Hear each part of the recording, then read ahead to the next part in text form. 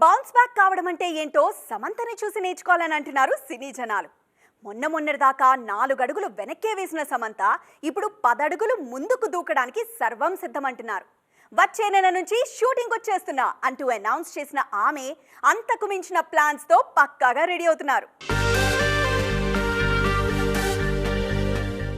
సినిమాలు చేస్తే ట్రెండ్లో ఉన్నట్టా, సిరీస్లు చేస్తే ట్రెండ్లో ఉన్నట్టా అంటే ఇప్పుడున్న సినారియోలో చెప్పడం చాలా కష్టం. దేని ఇంపార్టెన్స్ దాందే.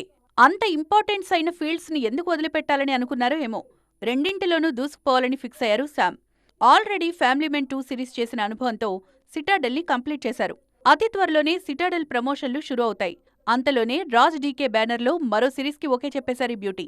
ఈసారి పీరియాడిక్ ఫ్యాంటసీ కథతో నెవర్ బిఫోర్ క్యారెక్టరైజేషన్తో ప్రేక్షకులు పలకరించాలని ఫిక్స్ అయ్యారు. నార్త్లో సిరీస్లతో జనాలకు అత్యంత చేరువైన హీరో ఆదిత్యరాయ్ కపూర్.